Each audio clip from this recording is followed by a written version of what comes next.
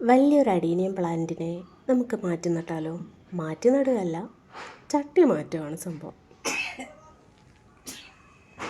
കേടുപാടായിട്ടൊക്കെ നിന്നിട്ടും നല്ല ഫ്ലവറിങ് തരുന്നുണ്ട് കേട്ടോ ഈ ഒരു പ്ലാന്റ്. ഒരുപാട് പഴക്കമുള്ള ഒരു പ്ലാന്റാണ്. അതേപോലെ തന്നെ എൻ്റെ ചട്ടിയൊക്കെ പൊട്ടിയിരിക്കുന്നത് കാണാം. പിന്നെ ഇത് കുറച്ച് നാളൊന്ന് സൂക്ഷിക്കാനൊക്കെ ഞാൻ വിചാരിച്ചു, വേറെ ചട്ടി മാറ്റുമ്പോഴത്തേക്കും നല്ല വൃത്തിയാക്കി മെനയാക്കിയൊക്കെ എടുക്കാമെന്ന് വിചാരിച്ചിട്ടാണ് വെയിറ്റ് ചെയ്തിട്ടുണ്ടായിരുന്നത്. അപ്പോൾ മണ്ണൊക്കെ മാറ്റി അതിൻ്റെ വേരും തണ്ടും ഒക്കെ മാത്രമാക്കി എടുത്തിട്ടുണ്ട്.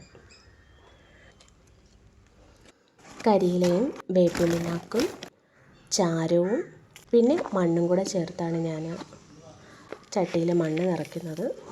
പിന്നെ അടുക്കളയിൽ നിന്ന് ഞാൻ എടുത്തിട്ടുള്ള സാധനമെന്ന് വെച്ചാൽ നമ്മുടെ വെളുത്തുള്ളിയുടെ തൊലി എടുത്തിട്ടുണ്ട് കേട്ടോ. ഇതെല്ലാം കൂടെ ആദ്യം മണ്ണ് നിറയ്ക്കുന്നുണ്ട്. അതിനുശേഷം ഞാൻ സാധാരണ മണ്ണ് മാത്രമായിട്ട് കുറച്ച് എടുത്തിട്ടുണ്ട്. എപ്പോഴും വേരിൻ്റെ മേൽഭാഗം ആ ഒരു തണ്ട് നമുക്കിങ്ങനെ കാണണമെന്ന് പറയും, ഇങ്ങനെ കേട്ടിട്ടുണ്ട് പറഞ്ഞ്. എനിക്കിതിനെപ്പറ്റി വലിയ ഗ്രാഹ്യമൊന്നുമില്ല. എന്തായാലും എന്നെക്കൊണ്ട് അറിയുന്ന പോലെയും പറ്റുന്ന പോലെയൊക്കെ ചെടി മാറ്റി നട്ടിട്ടുണ്ട്. ആ ഒരു പൊട്ടിയ ചട്ടിയൊക്കെ മാറ്റിയപ്പോൾ തന്നെ നല്ലൊരു ഭംഗി തോന്നുന്നുണ്ട്. അപ്പോൾ ഇതാണ് ഫുള്ളായിട്ട് അഡീനിയം പ്ലാന്റ്. നല്ല പൂ തരുന്നുണ്ട് കേട്ടോ കുറേ നാളുകൾ.